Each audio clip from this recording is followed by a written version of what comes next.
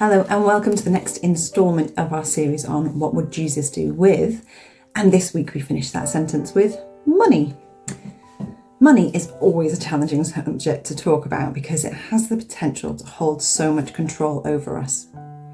However, Jesus did not hesitate to talk about money. In fact, he talked about it more than virtually any other subject, including prayer and heaven. 12 out of his 38 parables, that's over 30%, of just the ones that are even recorded, are about money or possessions. Billy Graham once said, if a person gets their attitude towards money straight, it will help straighten out almost every other area of their life. It's no wonder then that Jesus talked about it so much. No matter where you are in the world, money has the ability to give a false sense of security or lack thereof. If you have lots of money, there is this idea that you don't need to rely on anything or anyone to sustain you. With money, you can buy not just food, but clothes and a roof over your head. You can also buy healthcare, the latest cars and devices, and countless other commodities.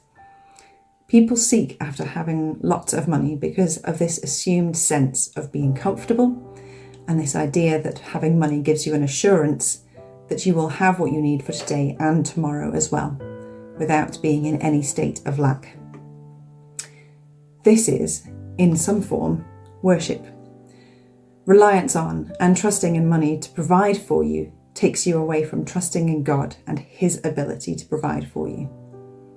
For it says in Luke 16, no servant can serve two masters, for either he will hate the one and love the other, or he will be devoted to the one and despise the other. You cannot serve God and money. Those who have wealth often attest to how money doesn't give you the peace that people are looking for. The actor Jim Carrey once famously said, I think everybody should get rich and famous and do everything they ever dreamed of, so that they can see that it's not the answer. Jesus lived a life of relative poverty, but he did so trusting that God would provide for him. This was not wishful thinking, but true reliance on God's amazing provision. God doesn't want us to trust in money or indeed anything other than him, as he is the only thing that is truly trustworthy. On one occasion, there was a need to pay a temple tax, though in reality Jesus was and is the only one who is actually exempt from paying it.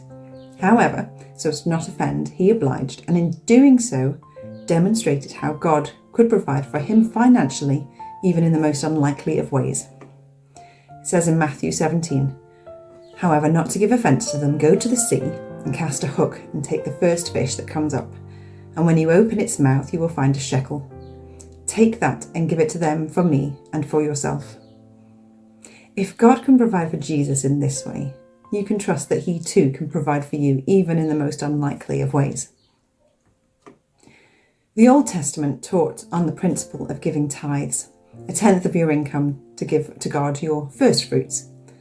I believe that this was given to teach the Israelites to live with open hands. If you give away the first of your income, then you get used to not holding on to everything that you have been given. However, Jesus upped the ante and essentially calls us to give away everything. He criticised the Pharisees and the religious leaders for tithing even the most minuscule amounts of everything that they had. But it is my interpretation that Jesus says, live with open hands, not holding on to 90% of what you earn, let alone the 10% that the tithe suggests. Hold on to none of it. Trust me to provide for you in all things. This is a difficult message for us, including me, to hear, especially as we are rich in the world terms. We may not always feel it with the cost of living crisis and ever-increasing cost of fuel, groceries, amongst other things. But in reality, if you own a car, you're amongst the top 20% richest of people in the whole world. The point I'm trying to make is that we do have money, and if we don't allow God to flow through us and use us with what he has blessed us with, then we're not truly responding to his call. Luke 3:10 says, whoever has 2 tunics is to share with him one who has none, and whoever has food is to do likewise. This is a call to not hold on to excess. You can have what you need. In fact, the Bible tells us that God cares for you and provides for you.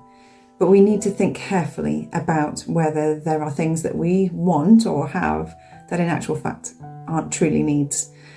If you have more than you need, give your excess to someone who does not have what they need. This can help stop you from getting attached to things and stops them from taking priority in your life over God. As with all things, I believe balance is required here. We are not to store up treasure on earth when there are people in need, but in balance we are to count the cost before committing to something new. Wisdom is required. Use your money wisely. Don't squander it on things that don't last. And we need to remember to lift our eyes from our own situations, giving freely to those who need it. The Lord's Prayer, which I go back to regularly, says, "Give us this day our daily bread." We can trust God to provide for us, one day at a time. When we try to think too far ahead, sometimes it can be overwhelming.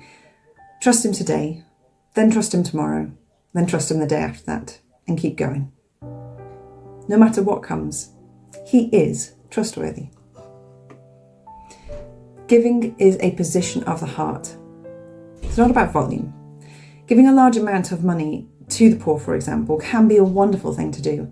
However, Jesus highlights that giving from excess is not what He's truly looking for. He's looking for a heart surrendered to God, trusting wholly in Him. It says in Luke 21, Jesus looked up and saw the rich put in their gifts into the offering box, and He saw a poor widow put in 2 small copper coins. And He said, "Truly I tell you, this poor widow has put in more than all of them. They all contributed out of their abundance, but she, out of her poverty, put in all that she had to live on." As I said at the start, Jesus has talked about money a lot. It is important. The bottom line is, use money and love people. Don't love money and use people. Maybe if this is a new challenge to you, or maybe an old one that we need to heed, there are some small things that you can do to start helping you release your grip from money, and in turn the grip that it has on you. For example, when you go shopping in Tesco and the till pops up and asks if you would like to donate some pennies by rounding up your shopping, say yes. When we see calls for aid on our doorstep, such as the food bank call that went out recently, respond. Even a few tins of beans makes a difference. And it has been wonderful to see the response in our community as well as other believers on the island in response to this. If you can, give on a regular basis to good causes. Again, wisdom is required here as to what you should support. Organisations that are Christian-based often have shared values that you can count on, but I would always recommend checking them out first. When you see suffering and calls for aid, respond. Live with open hands, not holding on to what God has blessed us with, but allowing that blessing to flow through us and not stopping with us. For he who is faithful with a little will be trusted and to be faithful with a lot. So in summary, what would Jesus do with money? And therefore, what should we look to emulate? In short, he would give it away and use whatever he did have to look after those who are in suffering. He did know and would continue to know that he could trust his Father in heaven to provide for his needs, not worrying about tomorrow. He probably wouldn't have the latest iPhone, car, or the biggest TV, but in reality he, and we, don't really need this stuff. As I said before, this is a challenge for me as much as it is for you. Bottom line, open your hands and trust God. Take care.